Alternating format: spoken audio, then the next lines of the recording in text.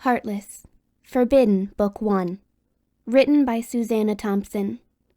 Narrated by Paulina Schubert. Chapter 7. I was about to read a text from Skylar when my mom called me. "Lexi," she exclaimed, "thank God. I was so worried when the school called and said you weren't there." "I'm sorry," I replied. "I was too sick to go." That wasn't far from the truth because I did feel sick with anxiety over what I had done and how to deal with it. "What's wrong?" Mom asked. "Upset stomach," I told her truthfully because my stress had manifested physically. "Make yourself some chicken soup," she advised me. "That's for a cold," I reminded her. "Oh, well, ginger ale is good for an upset stomach," she said. "Do we have any? Should I stop and get some on the way home?" "No," I answered. "I'll just drink some tea. I'll be fine." That was the furthest thing from the truth because I would not be fine. There was no way that things could be fine now. Even if Cade was abducted by aliens and disappeared from my life, I would still have to contend with my part in betraying my best friend. If I had pushed him away when he started kissing me, I wouldn't have been at fault for any of it. But I hadn't done that. Not only had I made no protest, but I had kissed him back like I was the one with a crush on him. I had noticed how attractive Cade was, and it was another thing about him that pissed me off. He already had wealth and athletic ability, so it wasn't fair that he also had gorgeous looks. He didn't have to be ugly, but why couldn't he be average looking? Why did he have to have that sculpted masculine beauty that made him even more desirable, with his high cheekbones, alluring eyes, sensual lips, and thick head of hair? He had every advantage for seducing girls. At least I could attribute his fit body to playing basketball, but he hadn't worked for anything else that he had. He had everything just by virtue of being born that way. Why was life so unfair? An even more important question was, why was I attracted to jerks? I hadn't known that was what Lucas was when I fell for him, but I knew exactly what Cade was. Yet I had still responded to his kiss even without any romantic illusions about him. So far in my life, both the guys who had turned me on were selfish assholes. It was starting to look like I had a type, and it was definitely the wrong type. Was it just about physical appearance? It certainly had to be with Cade because there was nothing else about him that appealed to me. His looks shouldn't matter if I disliked him as a person, but there was no denying that his looks had been enough to entice me into kissing him back. Why had he even kissed me in the first place? He had nothing to gain from it unless he was planning to use it against me as some kind of blackmail. But he had no proof that it happened. I could just deny it. Also, how would he even use it as blackmail anyway? No, this train of thought was ridiculous, and I was just being paranoid because of my guilty conscience. I felt terrible as I read Skylar's text. "Cade says you're sick. How are you feeling? Need me to get you anything? I'll come see you after school." I thought about telling her not to come over, that I was too sick for a visit, but I decided it would just be more difficult to deal with this the longer I put it off. It was not something I could ignore, and I didn't have time to procrastinate. Her date with Cade was this weekend. I couldn't let her go on it in ignorant bliss. Thinking that Cade was a great guy would leave her vulnerable to his manipulation.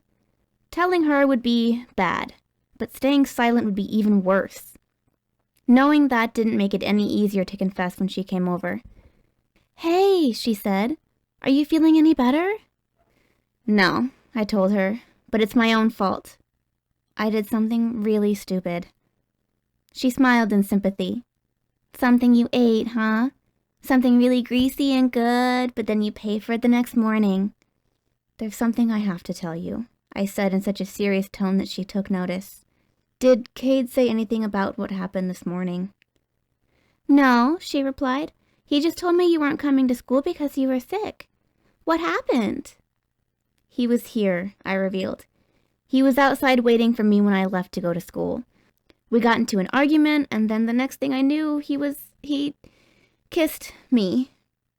She stared at me in seeming incomprehension. "Cade kissed you?" "Yes," I confirmed morosely.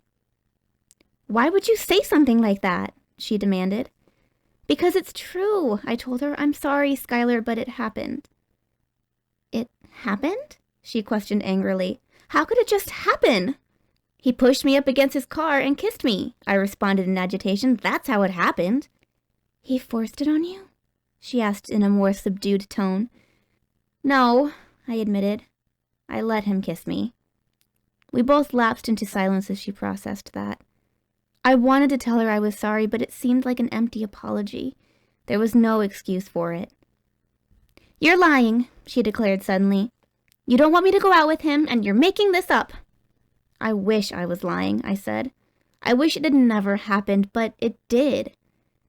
She whipped out her phone. We're going to get this settled right now. I said nothing as she called Cade, but I protested when she asked him to come over to my apartment. I don't want him here. She hung up with him and fixed a stern look on me.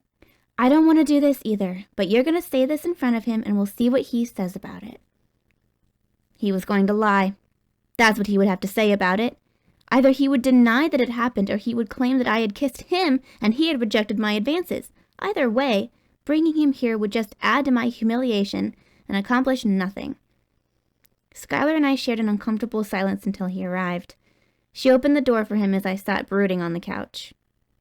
What's wrong? I heard him ask. Does she need a doctor? Yeah, I thought. I need a psychiatrist. I could only manage a direct frown at Cade because I was too filled with disgust for myself to be angry with him. Tell him what you told me, Skylar prodded.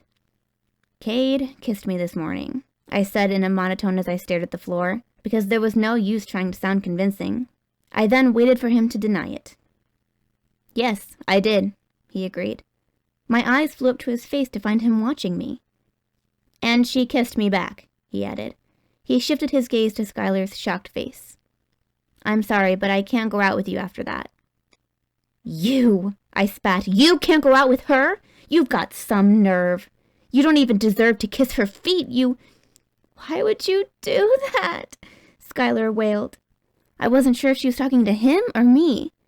I'm sorry, I pleaded with her. I'm so sorry.